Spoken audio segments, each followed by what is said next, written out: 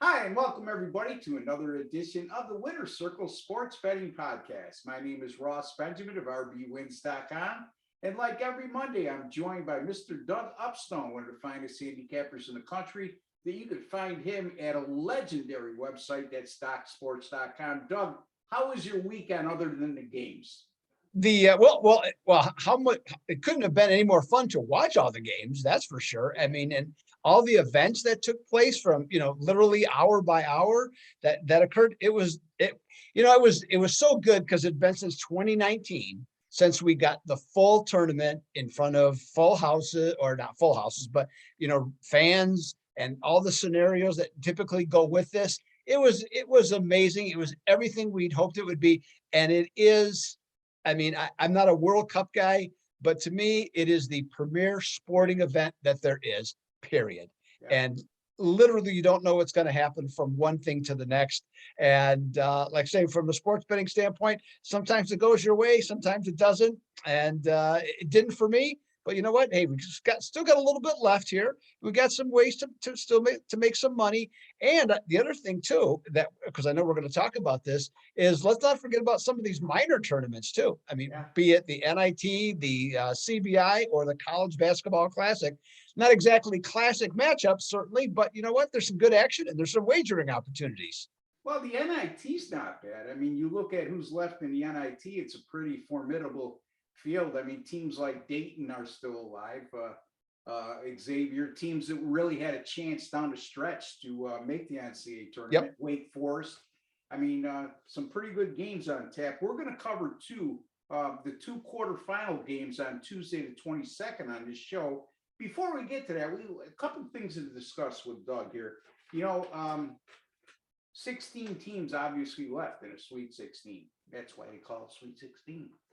4 of them are double-digit seeds, Doug.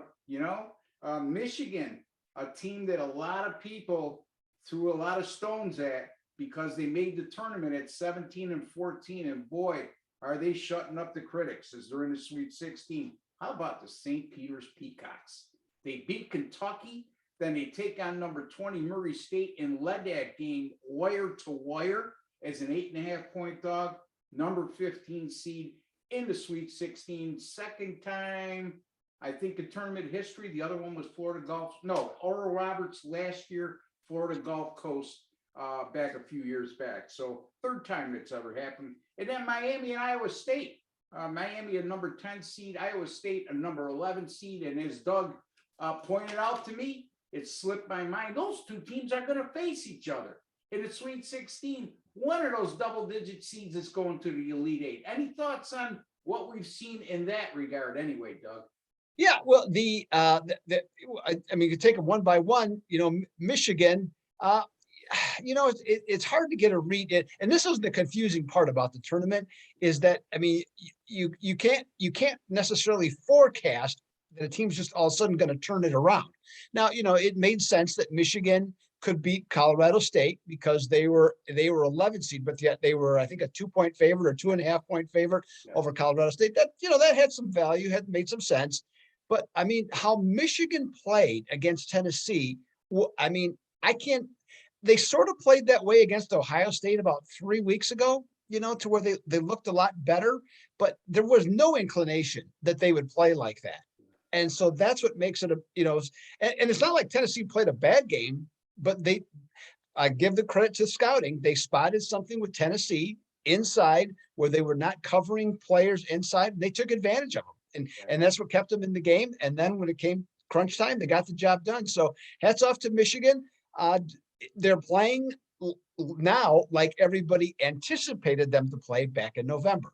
Miami, I give a lot of credit to Larinaga, their coach, is that, in terms of preparation, all we heard about leading up to tournament, they're so small. They're too small. They can't win, because of that. And, I've seen them play enough times. I saw them lose some games that were very winnable, that they didn't get the job done. But you know what? I think they outcoached USC and from a hustle standpoint, outplayed them. And against Auburn, it was no fluke. It was wire to wire. So that impressed the heck out of me for them to be able to do that. Iowa State, I'll give them credit. They won. in terms of, as you know, talked about in terms of viewing, not so much fun to watch. They got some nice players. Yeah, And you know what? Remarkable 2-22 last year. yeah. They're in the Sweet 16. Hey, you know what? You got to give them credit. Absolutely. I'm not a fan necessarily of how they play or even their coach necessarily. And then St. Pete's, remarkable story, the best story of the tournament, and they deserve to win both games. That's the thing. Absolutely. And as I put on Twitter, and just so everybody knows, is that the they could not be in the Sweet 16 without Doug Edbert, I believe. And so you got to have a guy named Doug, and he had really nice There hair. you And when go. I was his And his age, I last had hair name's got just to like start that. with a U. His last name's got to start with a U, buddy. And so it's just, hey, that's how it goes. So Yeah. congratulations to them. Love what they did. On a special role, it's got to be a dream of a lifetime to do what they're doing right now. Absolutely. And they're playing in Philly, which isn't that far from their campus. Now, having said that, let's keep things real. Number 13 seeds and higher, those teams have only reached the Sweet 16 8 times. The latest of which was Oral Roberts last year. And their record in those games are 0-8 straight up. So St. Peter's the odds are stacked against them. They're a 12.5-point underdog in that game against Purdue. But you know what? They're also 6-2 against the spread in those 8 games they lost, meaning those higher seeds. And if they were an underdog of 7 or more, which St. Peter's are, 13 through 15 seeds, they're advanced to the elite, or excuse me, the Sweet 16. No 16 seed has ever done so. They've gone 6-0 against the spread as dogs of 7 points or more when they reach the Sweet 16. So, well, and the other thing too, from a basketball standpoint, is that if you watch what they do in terms of their execution on their offense, I mean, it's as good as anybody yeah, that I've seen in the tournament. I mean, they run some really nice stuff, in terms of, I'm not going to get into the details, but they run some really excellent plays, and they're set motion in terms of being able to get guys open and cross things up. And Purdue, we've seen Purdue play to the level of the competition before. So taking the points is not the worst idea right offhand. yeah. I mean, Purdue, if they have a flaw, Doug, it's defensively. Yes. This isn't your atypical Purdue team that keeps people in the low 60s. They may do so against St. Peter's. I think if that occurs, it's only because of the pace that St. Peter's would like to prefer to play that game at. And you're right, especially when they go small with that motion offense, and all of them can handle the ball. That's the key. They don't turn it over, and they're very patient, very disciplined. That coach from St. Peter's, there's a major college waiting to happen with him. I predict he won't last more than a week on the market after this tournament ends. So we'll see. And Yep. then the number 10 and 11 seeds, Doug. Just a quick note, and then we'll get on to our free picks. 10 and 11 seeds in the Sweet 16.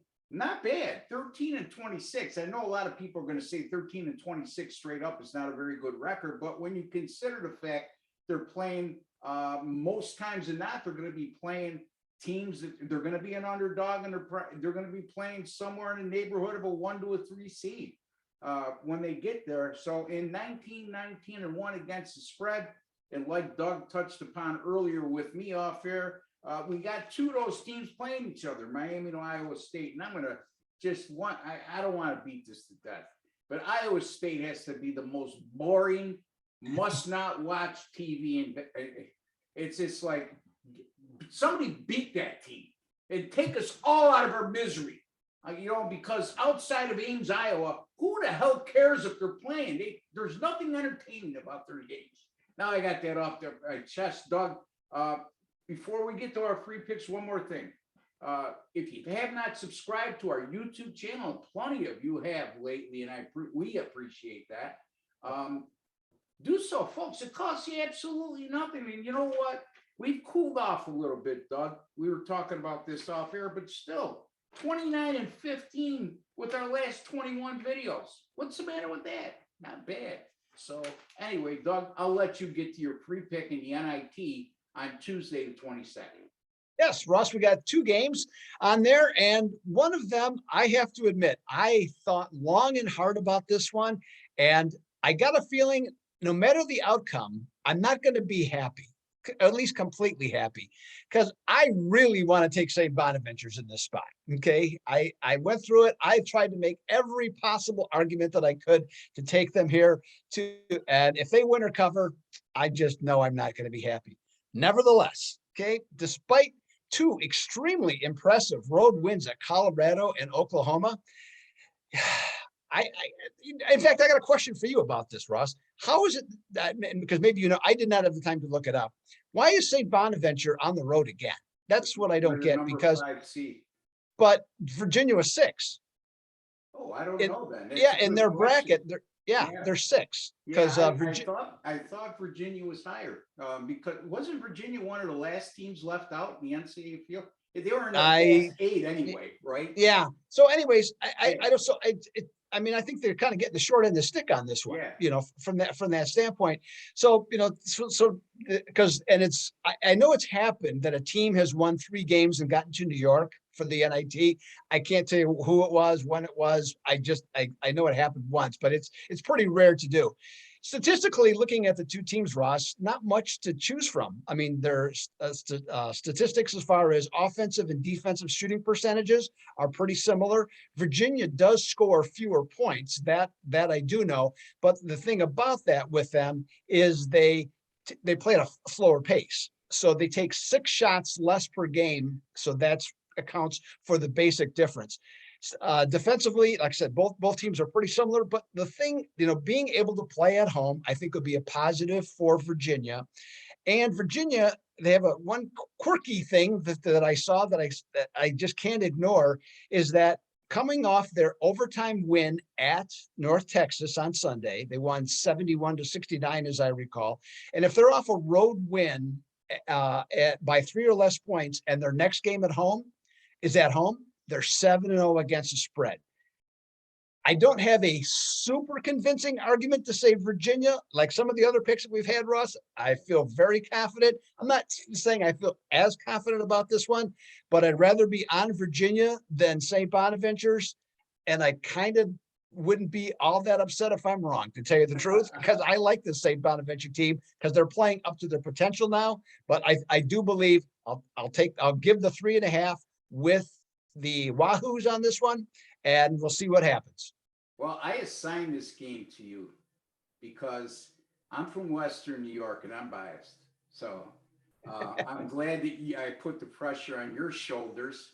And I was hoping you said St. Bonaventure. But again, folks, we're being honest. We try to keep our professionalism and keep the bias out. But sometimes, it's just human nature. Having said it, I can tell you myself, 99.9% of the time I stay away from Syracuse and St. Bonaventure games. There's so many on the board that I just don't want my heart to interfere with my mind. It does my clients no justice. It does purchasers no justice. So that's what Doug's trying to say here. I will say this. Yeah, Dayton was a number 1 seed in their bracket, on their side of the bracket as well. They didn't play at home in the first game, I know, because the first 4 was in Dayton. I'm Right. not sure why they played at Vanderbilt in the last game. Availability of an arena? More Money? likely. Money? I mean, you go to the Riley Center in Olean, it only the capacity is 5,100. You go to Virginia, it's a little bit more. It's somewhere in the area of 12, 13,000, if I'm not mistaken. Anyway, and no rhyme or reason for that. I will say this too. One thing that concerns me with St. Bonaventure's chances is their defense has been there for most of the year. Their offense can be very erratic. They're not a very good 3-point shooting team. They're very disciplined, well coached. But I think the matchup against Virginia, and Virginia is great at slowing teams down too, is going to be a difficult one for them. So I can't disagree with your pick there, Doug, but I hope we're both wrong. Anyway, my pick's going to be in the other quarterfinal game. Vanderbilt at Xavier. Wow. Who would have thought about a month and a half ago that Vanderbilt would be in the NIT quarterfinals, one game away from getting to Madison Square Garden in New York? Well, that's what we have here. And Vandy, 5-0 against the spread and 3-2 straight up in their last five as an underdog of 5.5 or less. They're +4 in this game. Vanderbilt is also going 6-1 straight up in neutral site games this year, or tournament games. Let's put it that way, not neutral site, tournament games. They won both games at home in the NIT tournament. They traveled to Hawaii earlier this year. They knocked off the Rainbows and then or the Warriors or whatever they're called these days, and also upset BYU. And then they won 2 games in the SEC tournament as well. So this is a team that's done very well in the tournament environment. Xavier, on the other hand, 5-8 straight up in their last 13 games. Yes, they have won their last 2. Yes, they were impressive against Florida in their last game in the NIT at home. But, you know, as a favorite, they're not covering very much. Their last 16 games as a favorite this year, 4-12 against the spread. And they started out 9-0 straight up at home this year. Since that time, they've only gone 6-5. So it's not like they got a huge home court advantage. You know, Doug, I look at the NIT as one of those tournaments which you can get a lot of very good teams that just missed, okay? But it comes down to almost a bowl game scenario for me. Take away the major bowls or minor bowl games. We always say, what team wants to be there more than the other? You know, what team is going to take the game serious more than the other? Now, I'm not going to say that Xavier is not going to take it serious, because if they didn't take it serious, they wouldn't be at this point.